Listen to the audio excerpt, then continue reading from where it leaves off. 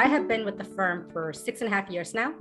I've worked in the region for North America, for Australia, and for Europe. So you can basically say I'm a child of multiple regions. There were really two things I was looking for when I graduated business school. So the first one was that I wanted to diversify my experience. I was a structural engineer, sort of on the journey to end up at one of those cubicles where you end up just shuffling through and stamping drawings for the next iteration of designs. And I wanted to diversify industries, work outside the oil and gas. I wanted to diversify the regions that I worked in, and I wanted to still be in operations and do implementation work. So PIP checked off all those boxes for me. The second thing I really wanted was that I had worked for a large global corporation and a very small startup where I was one of three. So I was looking for that middle kind of management, and Partners in Performance checked off that box as well, in the sense that it has a great, strong foundation in Australia, but it's growing regionally across all of the globe.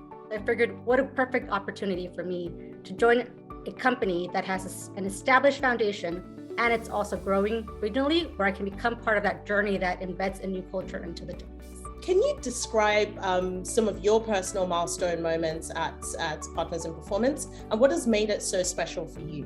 So one of my most favorite moments, I know most people would likely say it's one of their promotions, right? And my promotion to associate principal was definitely a highlight of my career. But I would say there was a few months before my promotion that I had this revelation that came to me, right? And it was more of me realizing that I was no longer green. Now, what do I mean by that? When you start consulting, you're gonna be placed in different industries, doing different services, and in different regions. It's a lot of first. Now, the moment that a client explained their problem to me, and instinctively my mind started thinking, your bottleneck areas could be here, here, here. And next to that, I started putting potential solutions or ways to figure out if that was a problem, was the moment that I realized I'm no longer great. I now have power. I have all of this knowledge that I've gained throughout my career. That moment to me was one of the kind of highlights. And it also made me realize I'm no longer a follower. Now I'm a leader. Now I can lead our clients through that journey of success that they're looking for, and at the end, make everyone really happy.